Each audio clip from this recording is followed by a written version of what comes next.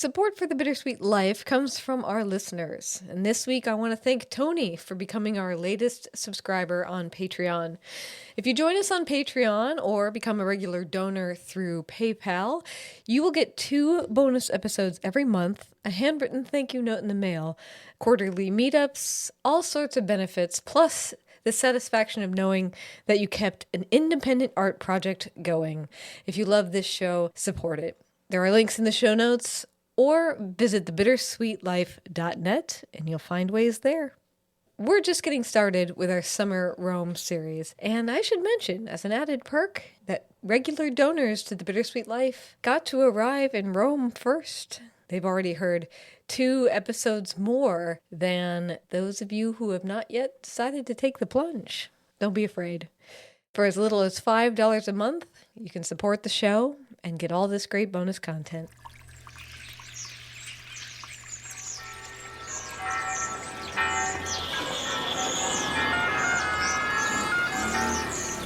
Welcome to Rome.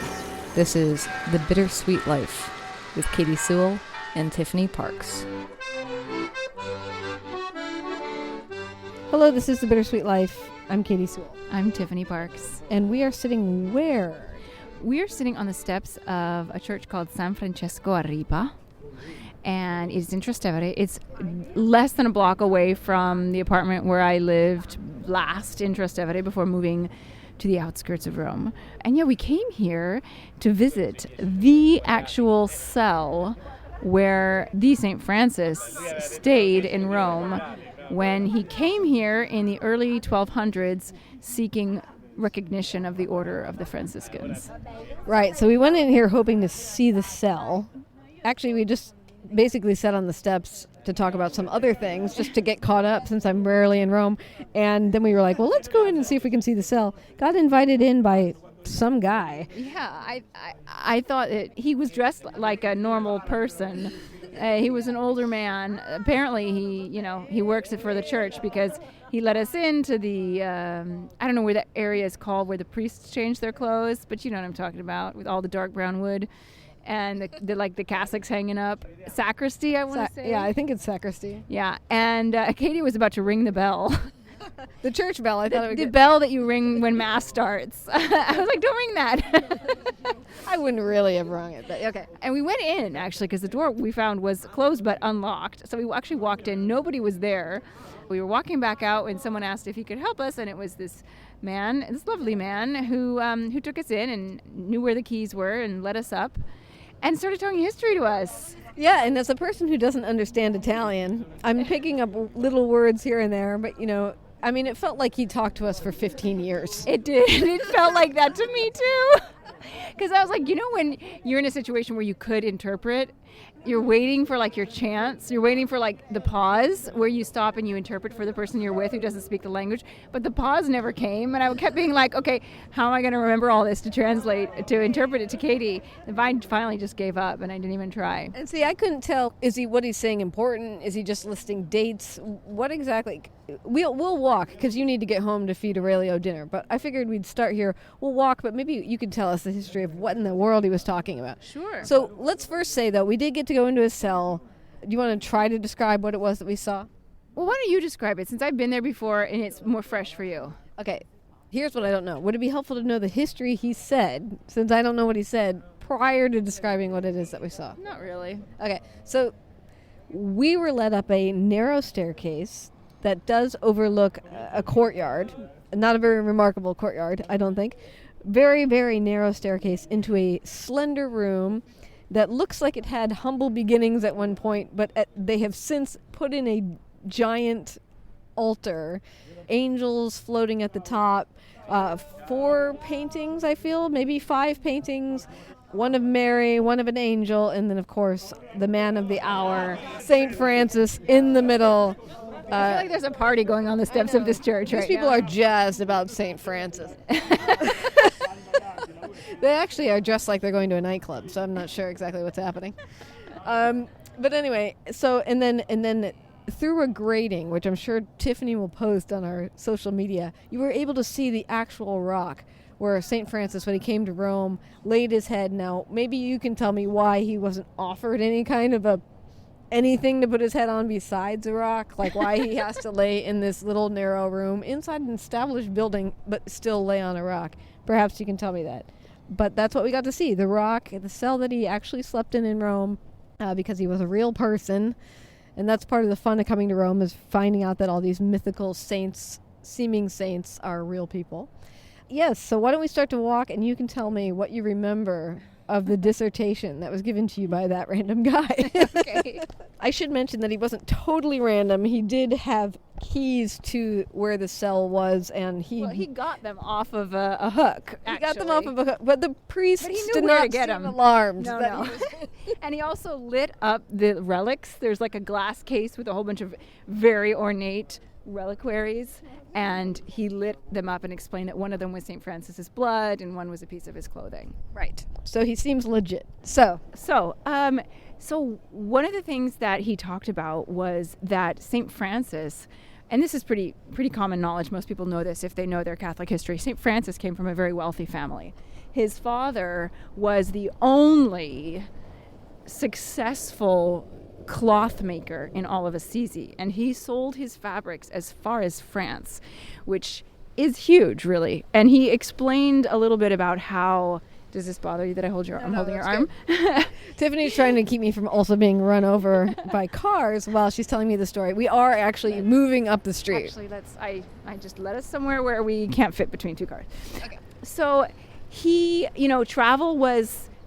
He impressed upon us, on me anyways, that travel was extremely difficult and rare back in this time, and we are talking late 1100s, so almost 1200.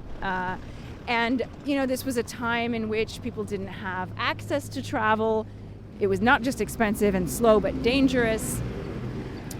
And so it was very rare that someone from a smallish Italian town would sell his fabric as far away as France. So this is basically to say that if St. Francis's father was very wealthy. He was a wealthy but a self-made man. And St. Francis, of course, rejects all this. He decides that he wants a life. He believes in the vow of poverty. He believes that any man of God should be poor, should renounce worldly goods and this and that. And he offends his father.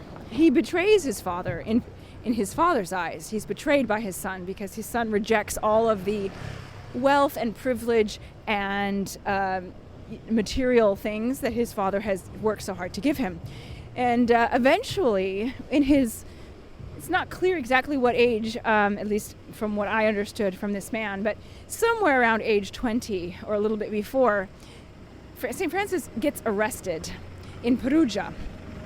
Now, I tried to ask what he was arrested for, but I couldn't get a straight answer out of him, or I didn't understand it. So I'm going to have to look that up. But it seems to be not a religious question, but more about these little rivalries between the small Italian towns that were so common back in those days, because of course Italy was not a united country until the 1800s.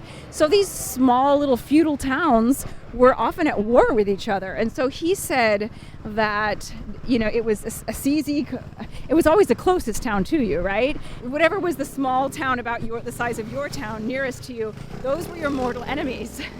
Right, of course, that stands true today with our rival sports teams, right? Yeah. Who's in your closest division are the people you hate the most. Yeah, and Red Sox versus Yankees. And I remember when I spent a summer in Lucca, and this is a little bit of an aside, but Italy was in the World Cup, and every time they won a game, all of the kids, the young people in Lucca, kept saying, basically, vaffanculo Pisa. And I was like, what does Pisa have to do with this? They were playing against Cameroon or whatever.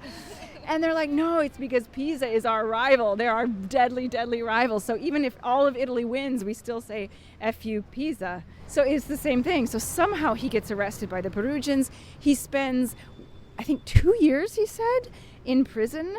And he said that that the only reason he gets out of prison is because his mother pays to get him out because they have money and brings him home. But what was interesting was she had to hide him in like a Harry Potter style cupboard under the stairs because his father didn't want to know anything about him. His father had turned against him. This is what he was talking about. Pause, by the way.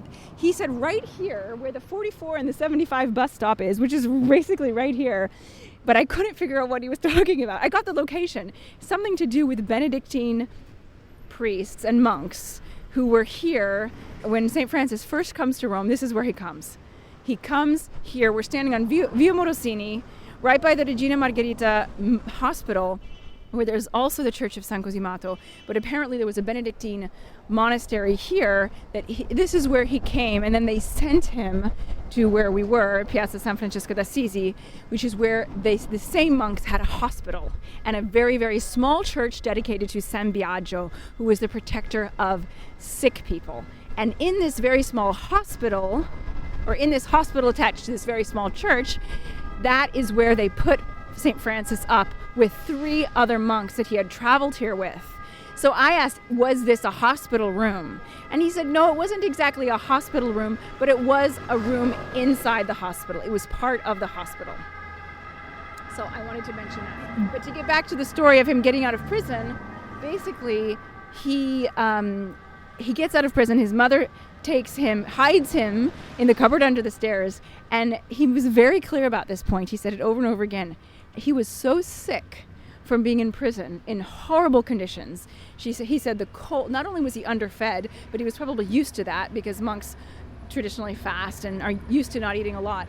But he said that his bones were like so damaged because of being in this cold, dark place, being completely unmoving, not being able to move or get exercise or be in sunlight for so long, that he was so emaciated and so sick that he couldn't even feed himself. And his mother had to spoon feed him. And she spoon fed him in secret for 1.5 years. That's how long it took for him to get his strength back before he could finally come to Rome. And his father, this whole 1.5 years, didn't catch wind of anything, as far as we know. I didn't ask that particular question. She's like, I've created a small office for myself underneath the stairs. I mean, it could. Let's use our imaginations. It could be that this wealthy businessman was not at home very much. It could be that, and back in those days, of course, you have your chamber pot. You don't have, it's not like he was going to the bathroom and down the hall. He was just using the chamber pot. She might have been giving him sponge baths. It's very possible that she could have contained him in this small space, especially if their home was very large and they had a lot of space. I like it. Now, did you ask, lead me to your car, because we are also trying to get you home for supper. Did you ask him why, when the monks sent him to, so he recuperates, he ends up in Rome.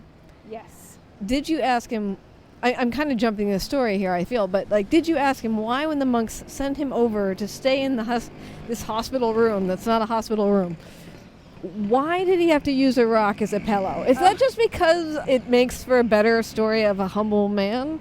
I didn't ask. I didn't think to ask why did he use a stone. The only thing I can think of, and this is just me, drawing the lines together, is that, St. Francis's whole thing was humility. And it was, giving up your worldly possessions, living as a poor person, dressing as a poor person, wearing an old brown cassock, an old brown sack, basically, and being humble and being penitent, and begging for food and not having any possessions of your own, humbling and even humiliating yourself before God. And so the only thing I can think is that would be the extreme expression of that.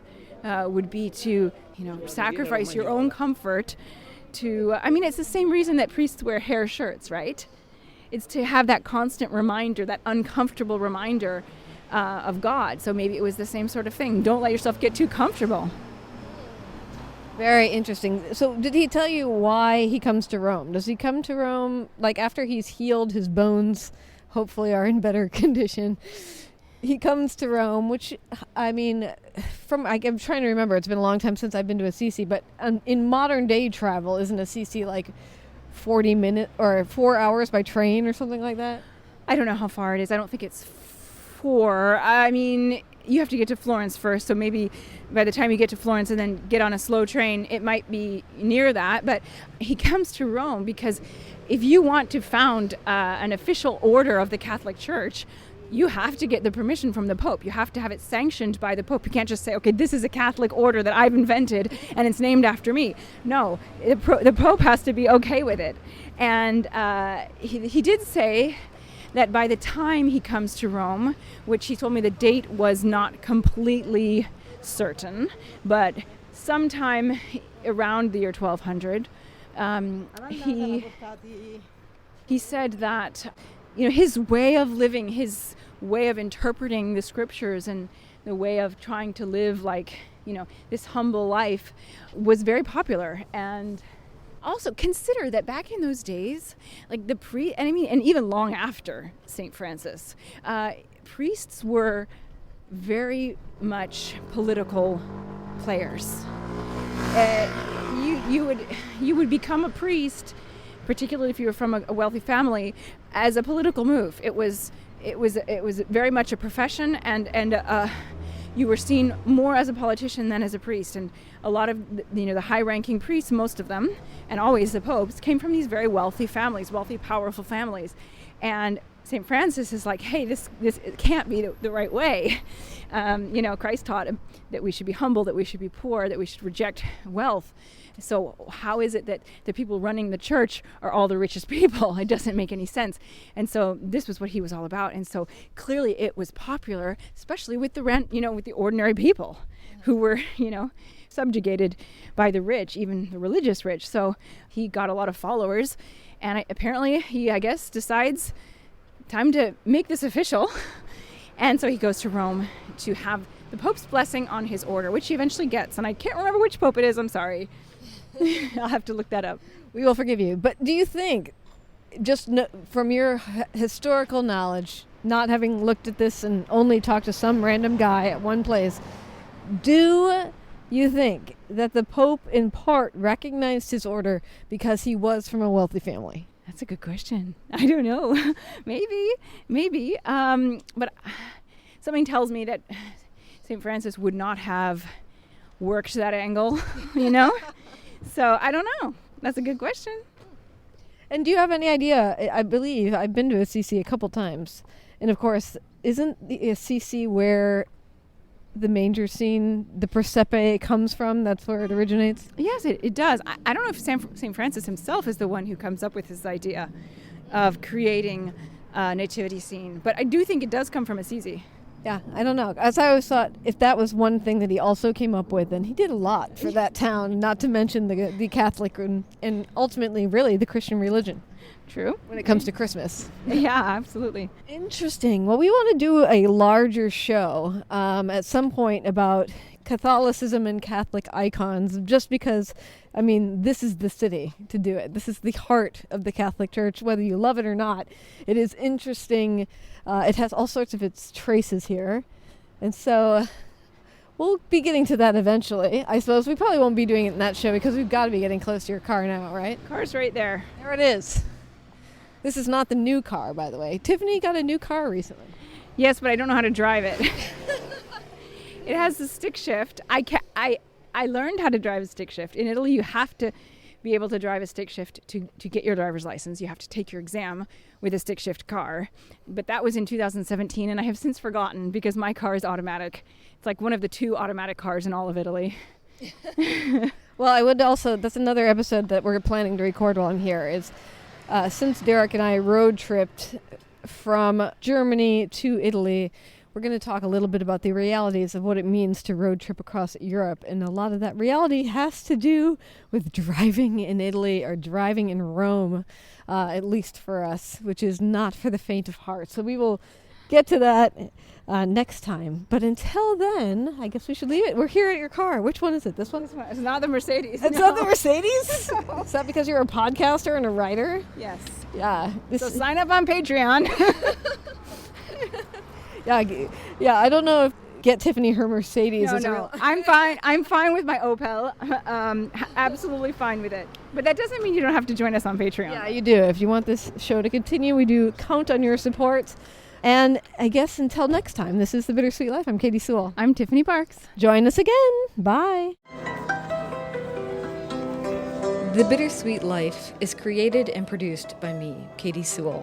My co-host is Tiffany Parks. If you're traveling to Rome this summer, set up a tour with Tiffany by writing to bittersweetlifepodcast@gmail.com. Our intern this summer is Allison Kramer. We will be hitting the streets of Rome on the podcast all summer long, so if you know anyone who loves Italy, tell them about the show and recommend that they subscribe. Our logo is designed by Jody Rick at the Lost Laboratory, featuring the art of our muse, Caravaggio. If you support the show either through Patreon or PayPal, you will receive a handwritten thank you note in the mail and our logo on a magnet. It's just what your fridge or car bumper is missing. Listener support is vital to the continuation of this show. If listening has become a valued part of your week, and you have the means, help us pay the bills by throwing a 5 or a 10 or a 20 in the hat, just as you would if you saw a street performer in Rome that you really love. You can find links to donate in the show notes or at thebittersweetlife.net. And my thanks to Drew Atkins for helping design the new website.